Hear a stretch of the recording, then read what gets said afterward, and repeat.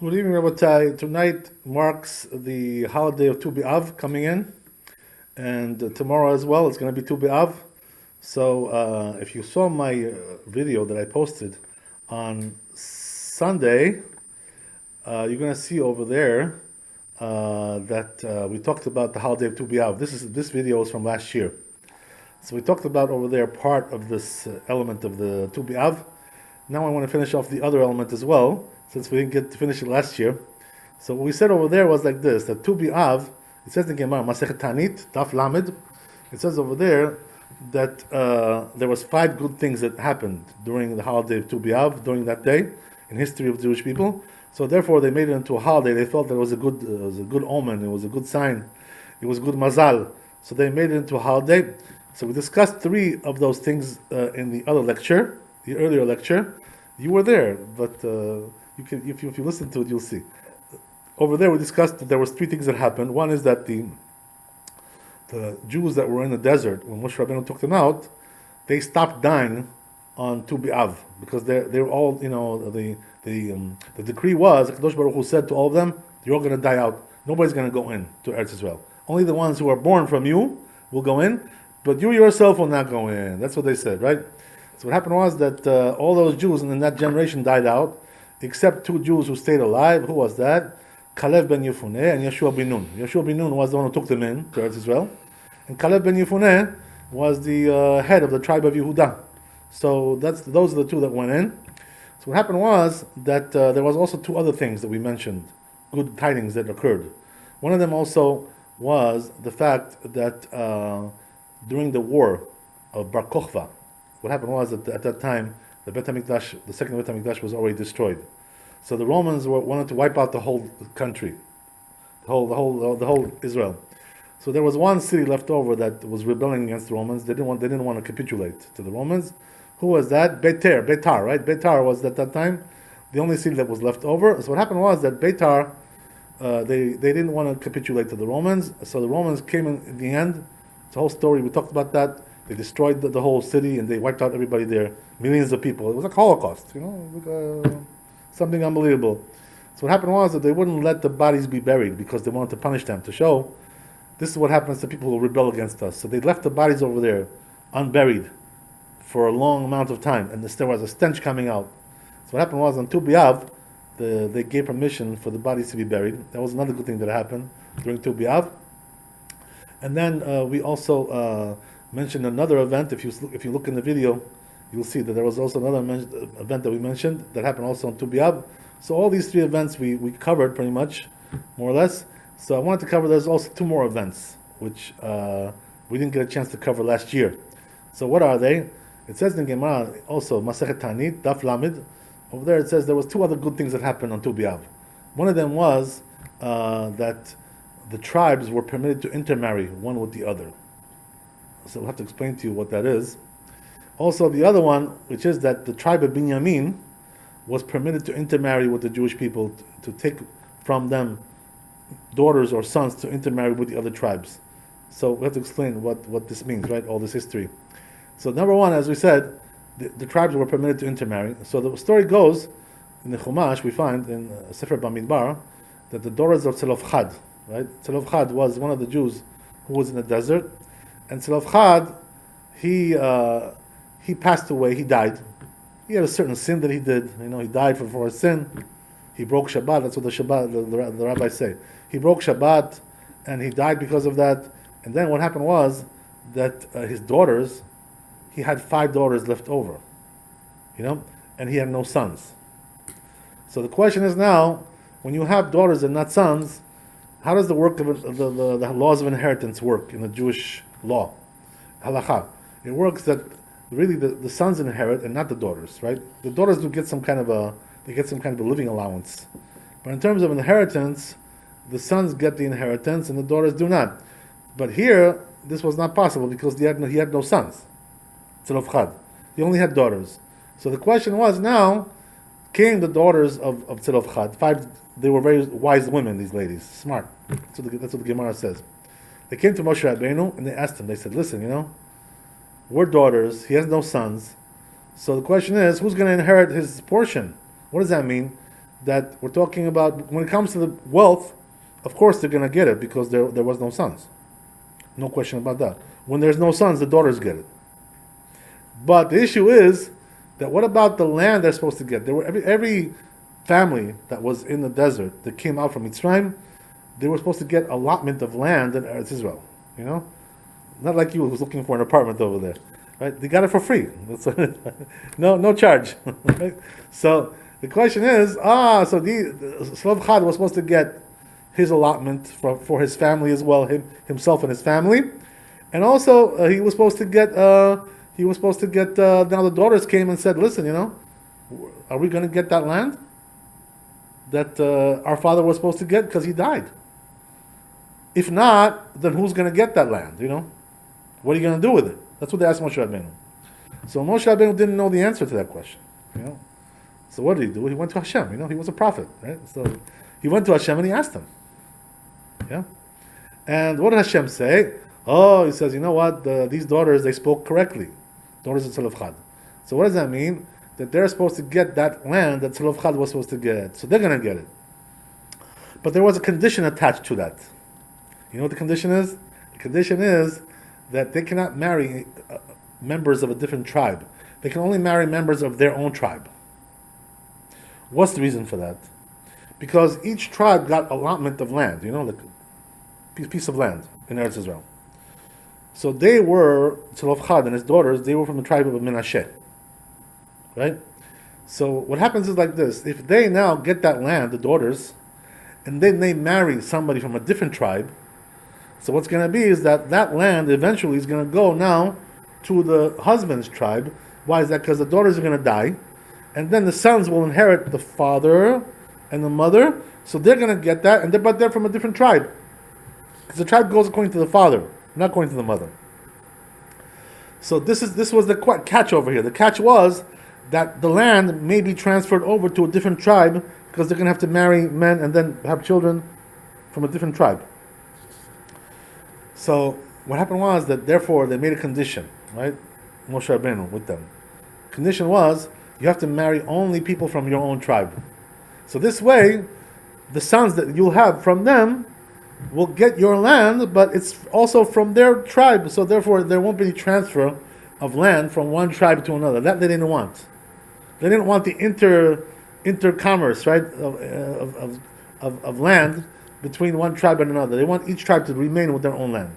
So what happened was that eventually, after this generation already expired and passed away, generation of Moshe Rabbeinu, when they went to Eretz Israel, they changed the law.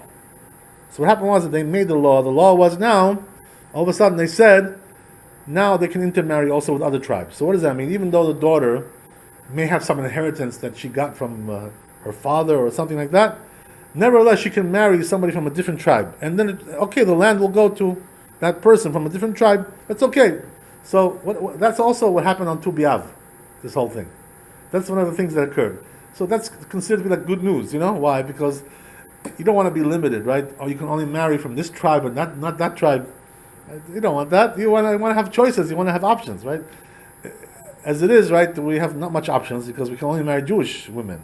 We cannot marry non-Jews, right? So, but at least, you want to have the option of marrying any Jew you want.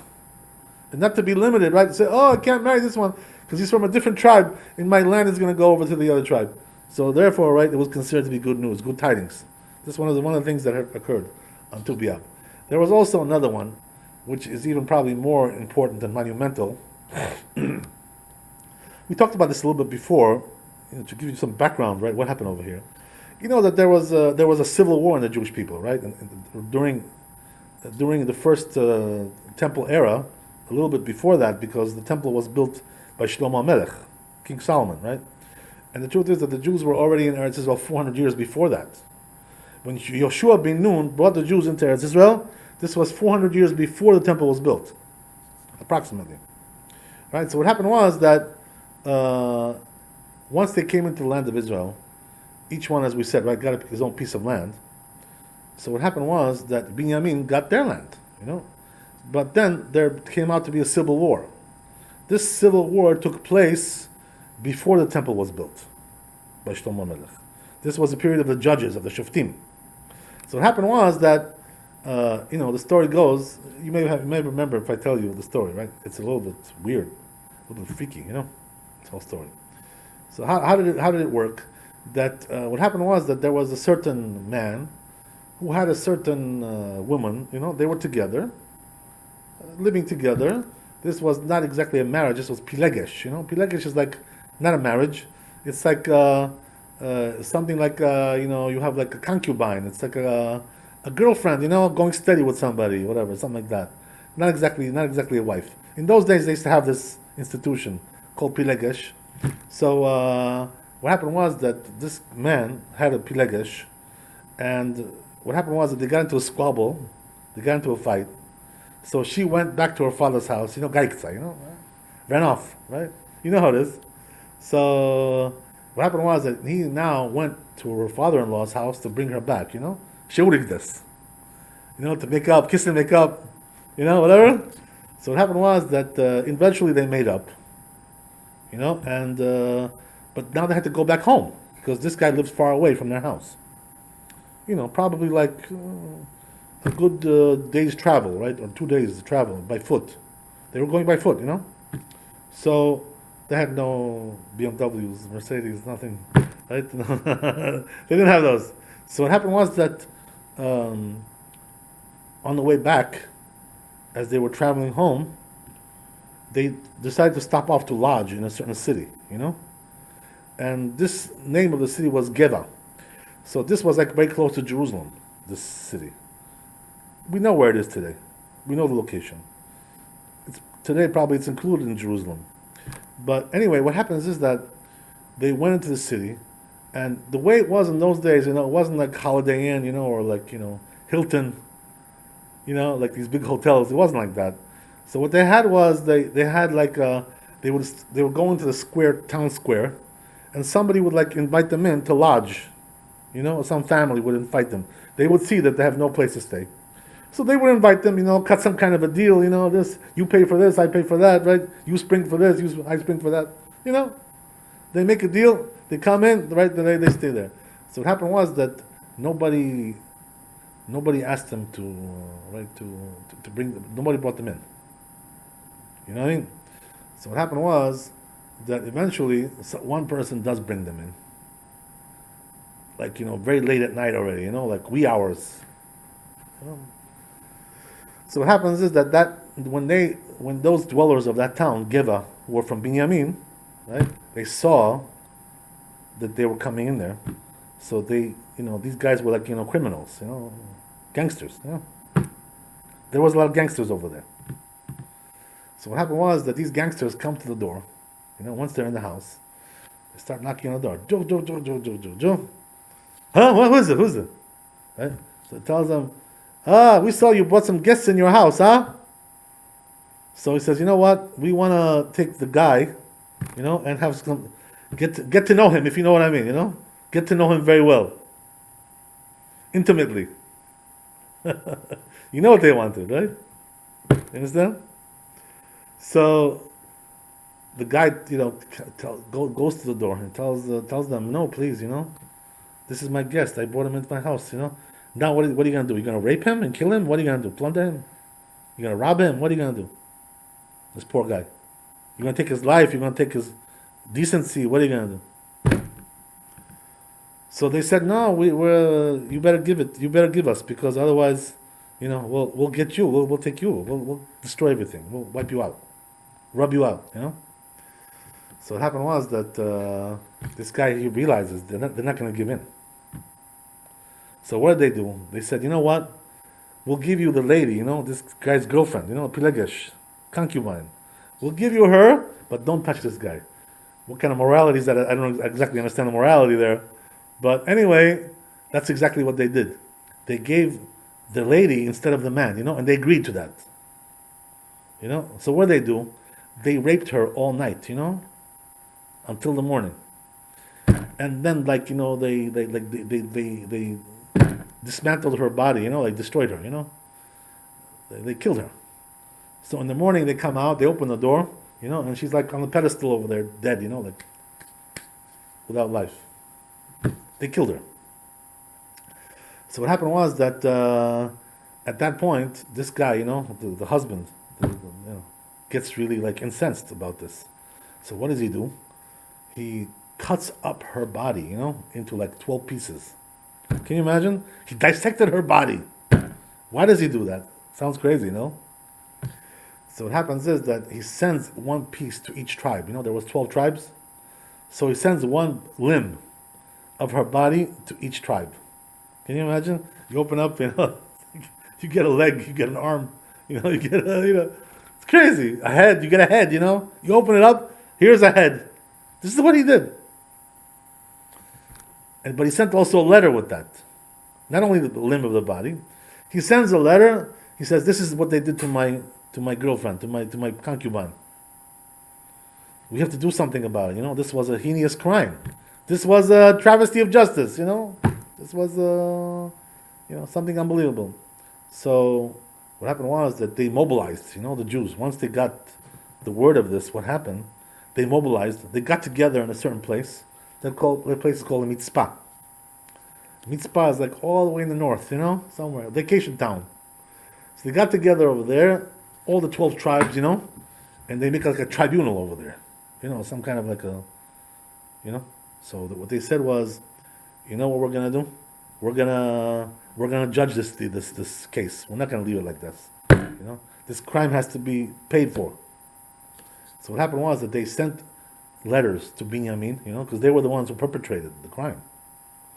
So they sent the letters over there to that town, Giva, and they said, "You know what?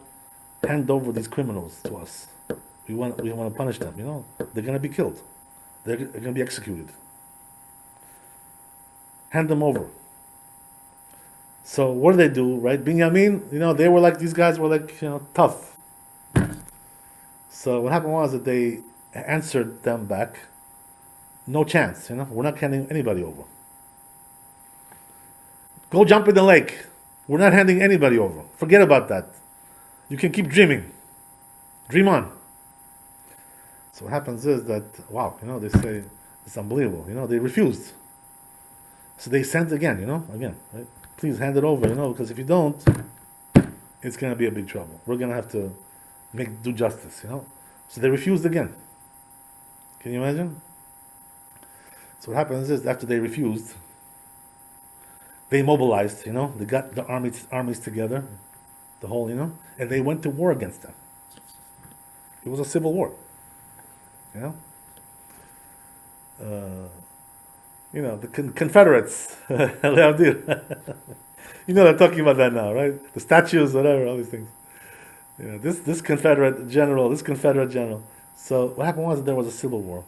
So the first two times, they thought it's going to be a piece of cake, 12 tribes against one. No big deal, we'll slaughter them. We'll eliminate them. We'll devour them. So it didn't turn out that way, right? These guys from Binyamin, they were very mighty. It says in the Torah that Binyamin is compared to the wolf. Right? So the wolf is a very mighty animal, You ever see how they hunt these wolves, these gray wolves, in America? They go and take down like the biggest animals, like buffaloes, bisons, They're very, very vicious, the wolves, And this is what Binyamin was. Binyamin was the wolf, So these people were mighty. So what happened was that the first two times they went to war, Binyamin beat all of them. Can you imagine? All of them together.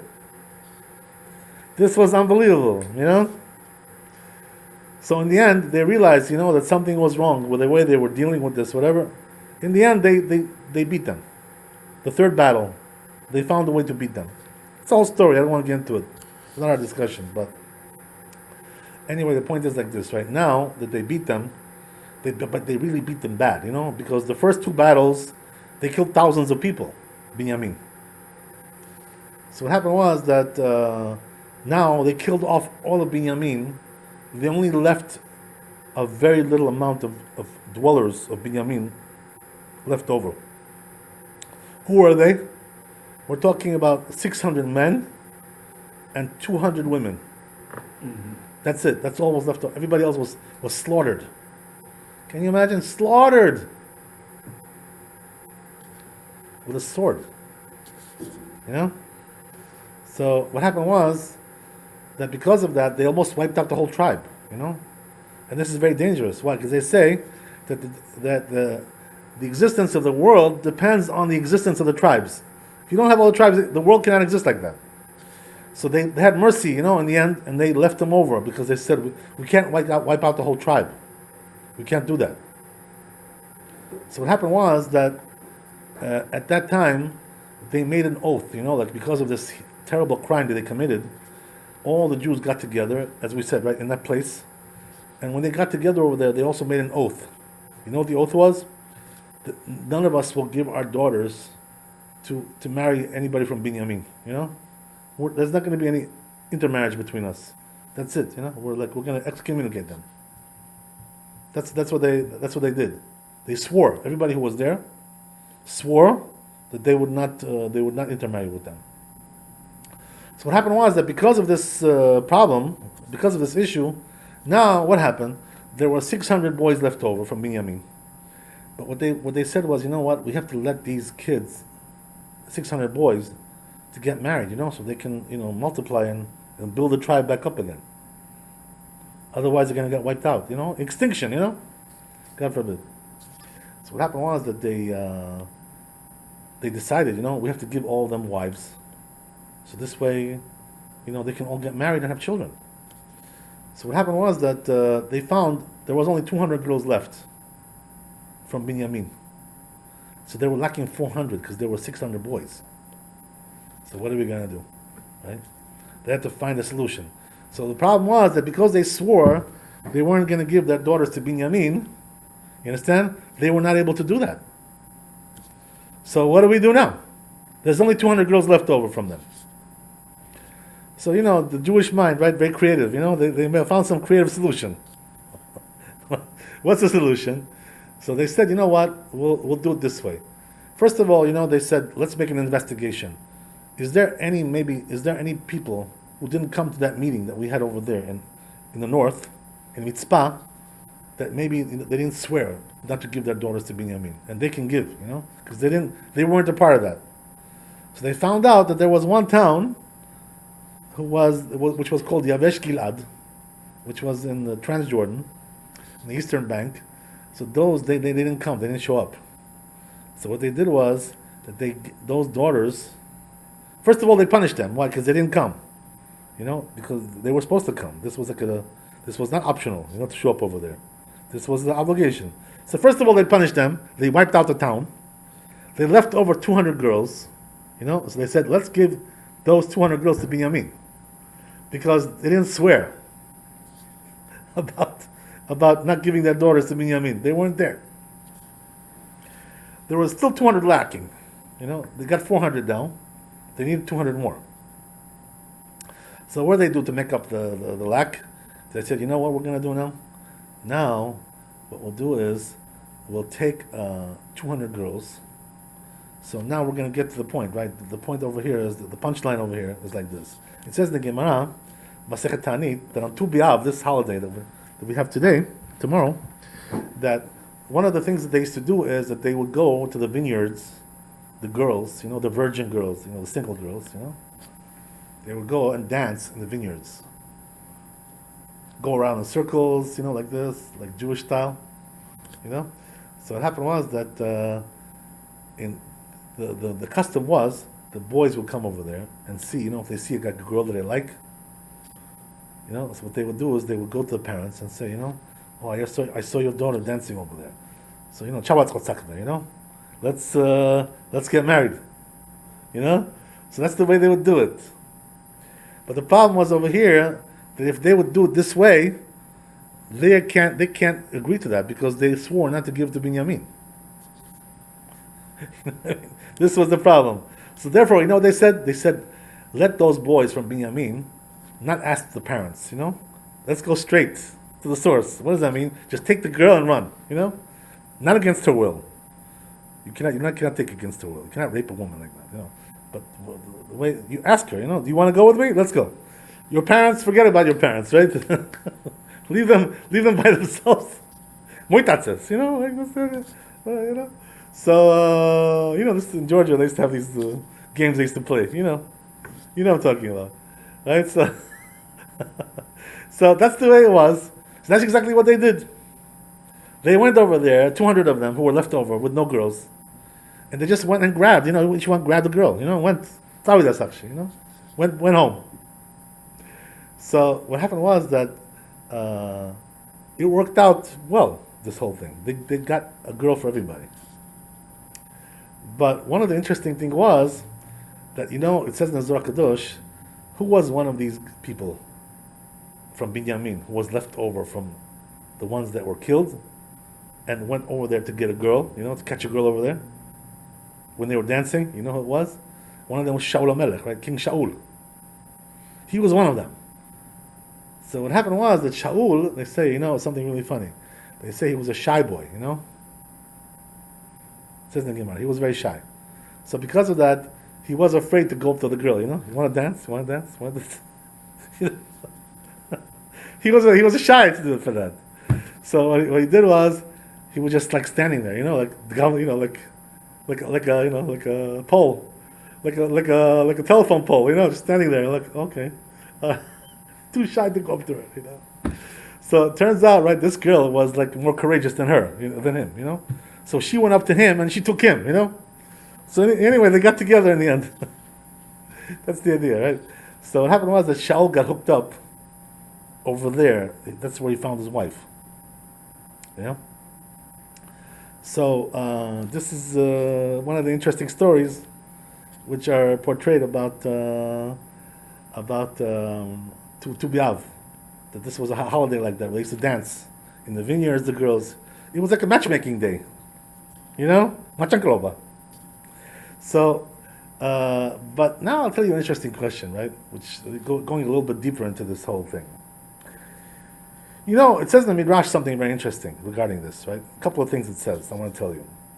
Number one, it says, that when a person is really destined to be with somebody, it's divine decree, like we used to say, So he's destined to have a certain woman, that's for him. So how does that work out? So it says in the Midrash, the way it works is that HaKadosh Baruch Hu brings one of them to the other. He makes that person travel in order to get to where that person is, and they meet there. Like a coincidence, It's not a coincidence. It's divine decree. That's what it is. There's no coincidence in this world. You know what I mean? So what happens is that HaKadosh Baruch Hu makes one of them travel. It could be the man who's going to travel or the girl. Sometimes it's the girl, sometimes it's the man. But that's the way HaKadosh Baruch Hu brings people together, like couples, man and wife. So, okay, if that's the case, they say, right, Shlomo Melech, he knew about this, what I just told you, but he wanted to test out how strong this really is, like how powerful does this concept really work? How far does it go? So you know what he did? Maybe I told you the story before, but it has to do with this narrative over here. So the story is like this, right? There's a midrash that one time Shlomo Melech had a daughter, and so he said, you know what? I want to see how strong this thing is. In other words, how far does it go that Hashem will bring one person to the other when He wants to match them up? How extreme does it get? So you know what he said? He decided. He says, I'm going to put my daughter. He says, on a deserted island. Nobody lives there. Give her food over there, whatever she needs. Support her. But there's no suitable men there to marry. Nobody lives there. Not even one of those island dwellers. Nobody there. So he says, I want to see how Hashem is going to bring my daughter's mate to her over there on the island. Right? I hope it wasn't Epstein's island, right? Over there. No, over there they have a different system, Right? So what happens is he puts her on the island, right?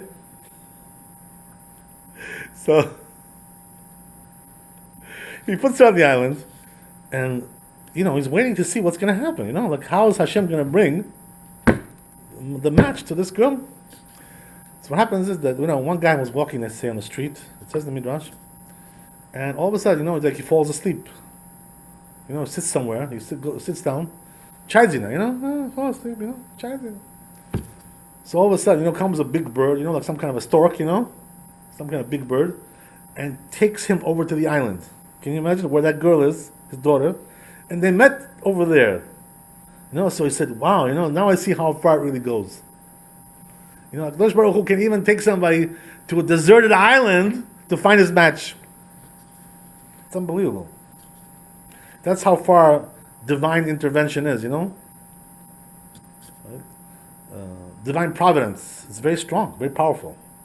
Especially for Jewish people, Jewish people are like everything, every little detail is like, looked out for.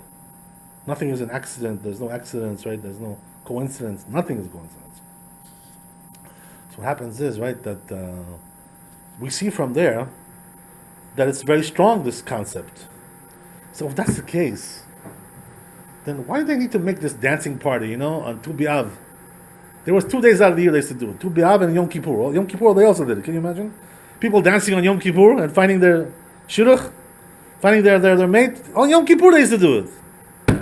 So, what happens is like this, right? That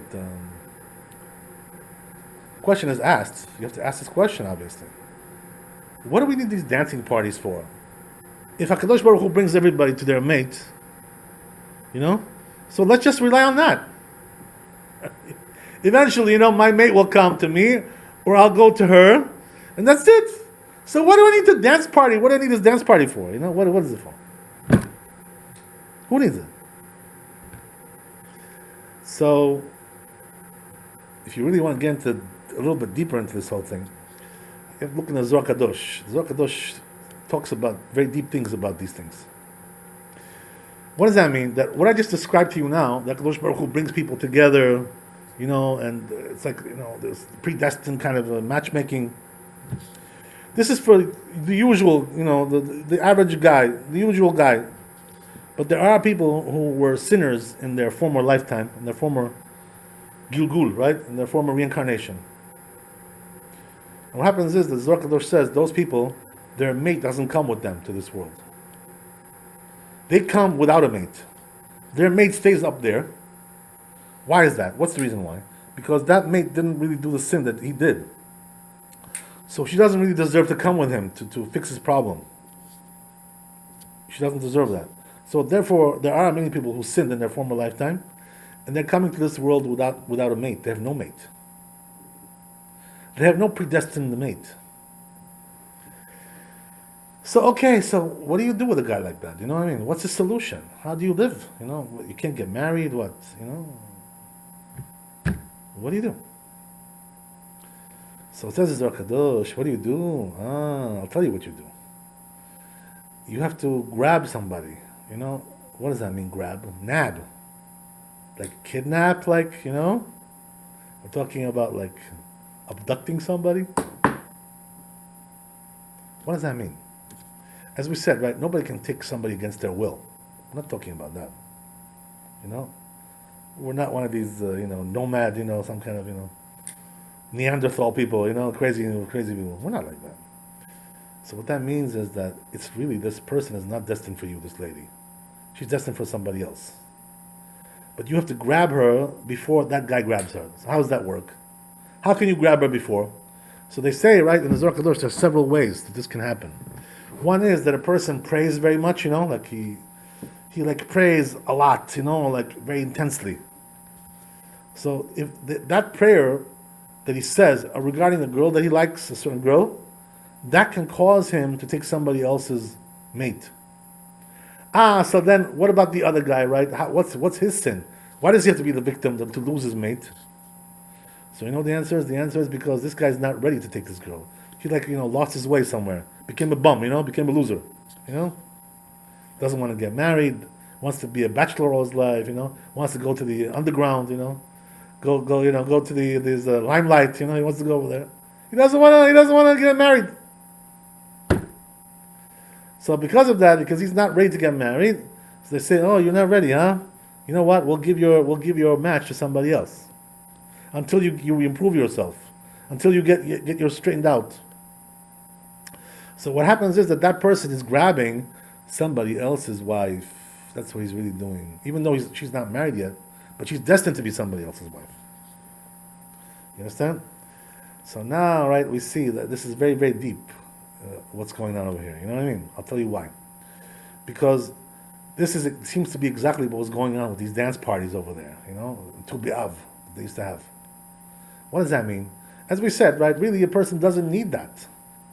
He doesn't need somebody to make a party for him to meet a girl. Hashem sends his girl to him. Or he sends him to his girl. So then what do you need a party for? Because these people, right, it seemed like they were coming to grab somebody else's match. That's the whole idea. It wasn't really their match.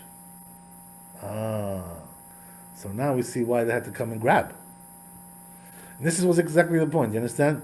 What they told to these boys was, from Binyamin, the 200 that were left over, who had no match, go and grab a girl. This is exactly what they said, right? Go and grab the girl. Grab somebody. Don't ask for permission from the parents, because they cannot permit you this. They're under oath. So they said was, you know what? Just go and grab. So now let me tell you something even deeper. Look now how deep it gets, right? That when it comes to Shaul, you know what they say about Xiao, right? Chazal. Something unbelievable. You know that there was issues, right, with Yehuda. Yehuda was the one who was destined to be the kings coming from him, the tribe of Yehuda. So Yehuda had two sons. Right? Who are they?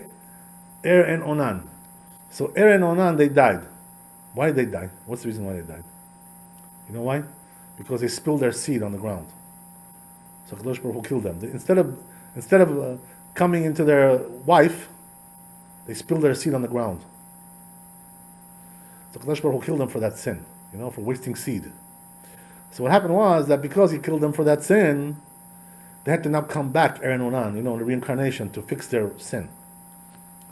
So when they came back, it says in the Shar Gilgulim, of the Kitvi Arizal, of the Kabbalistic writings, it says over there that Er and Onan had to be fixed up, they had to become reincarnated, so they came back again. This time, who were they when they came back? They were Machlon and Kilion. Who was Machlon and Kilion? These were the sons of Elimelech, the one who left Eretz Israel, right? And he moved to Moav. This is the story of Shavuot. That's the one that we read on Shavuot. So what happened was that Machlon and Kilion, what did they do? Because they left Eretz Israel, they married non-Jewish wives. They intermarried. And they were not able to really do a proper conversion. What does that mean? Because they didn't have a Bet Din over there in Moav. There was only the father, Elimelech, and Machlon and Kilion, the two sons. So now what's the interesting thing? That you cannot, even, how many men do you need to convert? You need 3 people, Bet Din, right? You need 3. But the problem was that these 3 were related. You know, we're talking about a father and 2 sons. You cannot have relatives on the Bet Din.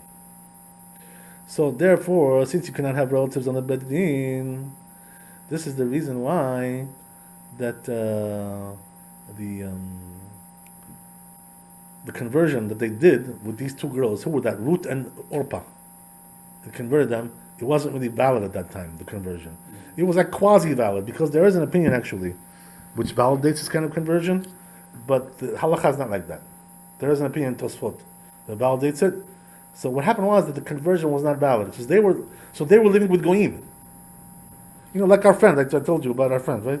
Same problem, same issue. So what happened with Machlon and Kilion? Because of the sin of marrying goyim, what happened? They died, right? So again, Er and Onan, they died because they spilled their seed. They came back as Machlon and Kilion. They died because they married goyim. These people were much harsher judged than we are. It's true, because they're like, you know, these were like very knowledgeable people, very holy people, you know? Yeah, they were tzaddikim. It's true. But believe me, nobody's going to be spared. In the end, everybody's going to get theirs. You know, it's just a matter of timing. You know what I mean?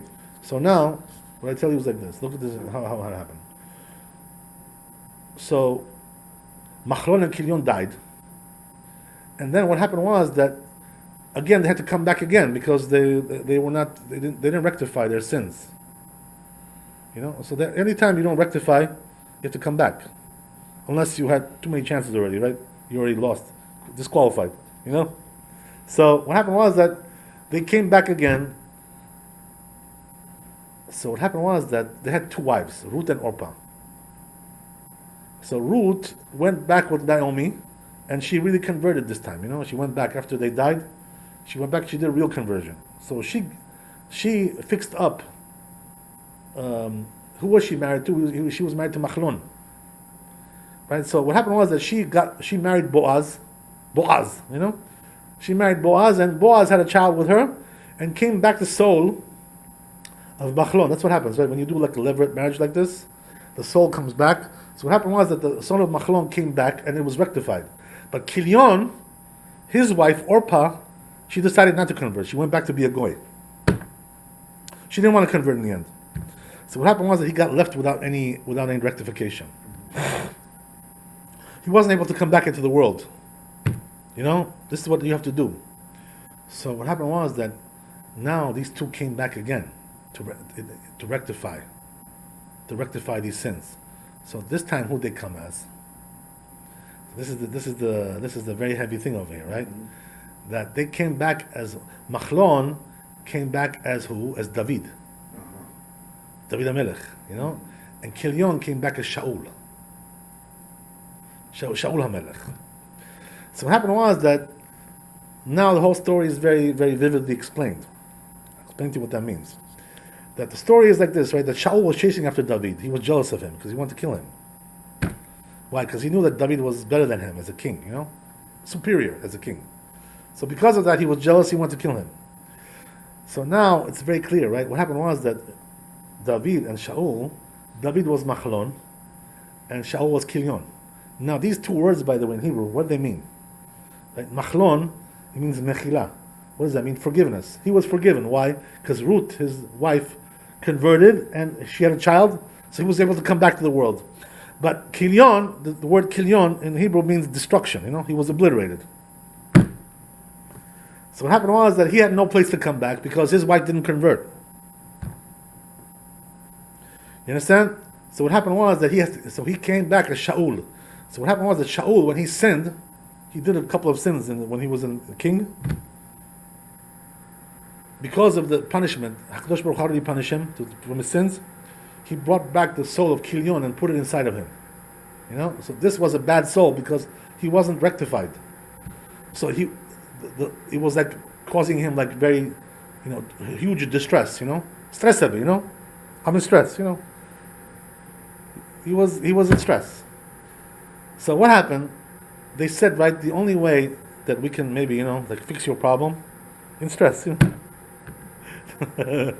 The only way they can fix the problem is to what? We have to bring somebody to play, you know, fiddle, you know, some music for you, and the music will cheer you up. You know, Richie Blackmore, you know, something like that, you know, bring some Stratocaster, you know. So they said, let's find somebody, you know, who plays well, and every time, you know, you get into your stress, you know, he'll play for you with the you know, like, you know, he'll calm you down, you know, some heavy metal, you know, whatever. So, who would they find? They found David. You know, David was the one. He wasn't that time king. He was a regular guy. So they heard that he's a musician. You know. So what happened was they brought David to play for Shaul. That's how David and Shaul met. You know. So every time like Shaul would get like it's a trouble there. You know. Oh, you're crazy. You know. So David would like play for him. You know. Nice. You know. Stairway to Heaven. You know, and fix him up.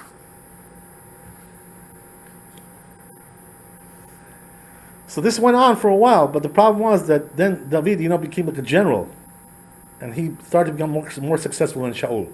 So Shaul started to get jealous of him, you know. So one time when David was playing the fiddle, you know, he was playing the fiddle, so Shaul took a spear, you know, and he tried to kill him, you know. So David, when he saw that, he ran away.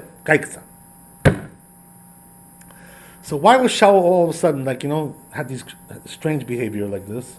Because the soul of Kilion was inside of him. It wasn't rectified.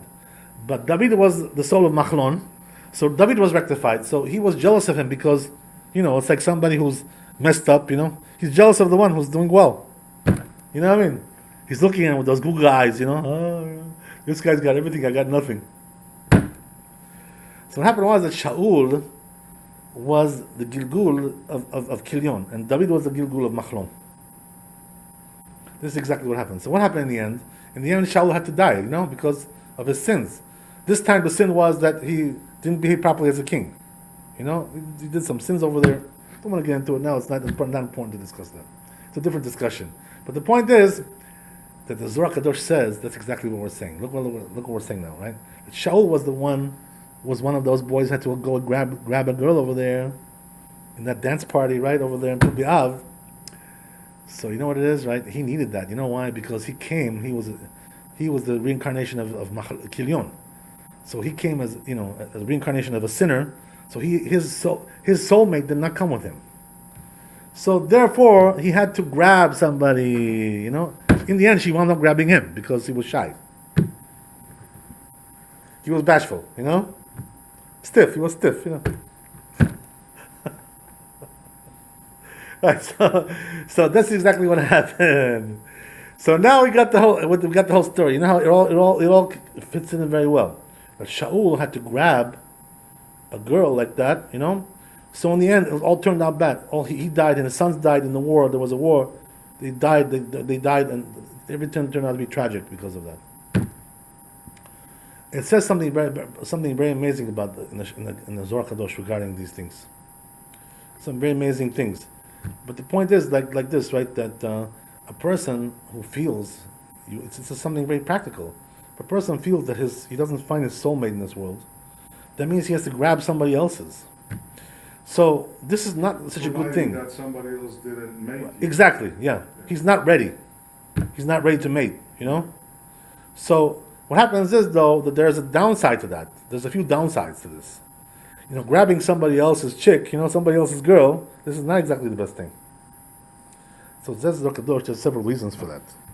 Number one is that if that guy now does teshuvah, the guy you grabbed it from, right, now he has to get her back because he's ready now.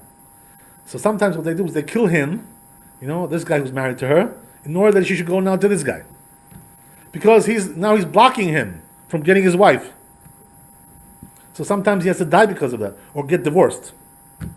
But there's also another thing, which is that what happens is that sometimes a person who has a situation, not sometimes, the Zohar Kadosh says, because this lady is not his match, they don't really have a good marriage, like the marriage is like, on the rocks, dysfunctional.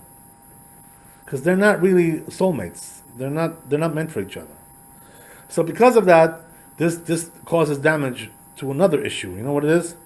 That the Chazal say in the Gemara that if you want to have like a good, parnasah, become wealthy, well off, whatever, what's the way to do it? So the Gemara says, honor your wife. If you honor your wife, so by doing honor to her, HaKadosh Baruch Hu gives you wealth. Become wealthy.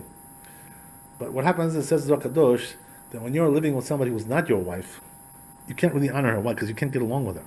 Always a strife, always always entanglements, all kinds of issues. Doesn't work out. So therefore what happens is that because of the person, he sinned in his former lifetime, he came back as reincarnation, so he doesn't come back with a soulmate, and therefore the parnasah is not going to be good. His income is not going to be so great. Why is that? Because he's not with his real soulmate. The only way to have a real good income in this world, parnasah, is to be with your soulmate. Otherwise, it doesn't work out. Why? Because you can't honor her. Why can't you honor her? Because she's not meant for you. So you can't get along. This is the idea. So what do we see from there? It's something amazing, right? That this whole issue of Tu B'Av, of these girls going out to dance in the vineyards, it's something very, very, very, very deep. Because really the truth is that according to what we see in the Torah, we shouldn't need such a thing like that. What do we need dance parties to find your shidduch for? You should be able to find out without that, because HaKadosh Baruch Hu brings it to you. So the only reason you need it is because this is not your shidduch. You understand? So it turns out, according to what we're saying, that this whole concept of Tu B'Av was based on this concept that you're taking somebody else's wife. She's really not yours. But this is not, as we said, right? This has like a few downsides to it, so it's not really the best thing. But I'll give you some consolation, right? We'll finish off with this. What we say is that the Zohar Kadosh says that many people, like in our generations, who are married are not living with the right soulmate. They have the wrong one. And because of that, they can't get along, It's not really such a good marriage. It's not so smooth. Always on the rocks, always problems, always issues. It's like not a happy life. So, says the Zohar Kadosh, right? Tries to calm you down, Tries to assuage your fears. You know what it says, Zohar Kadosh, right? The real time that a person has get the right soulmate, you know when that is? When Mashiach comes, when the redemption comes, then HaKadosh Baruch Hu will give the real soulmate to each person.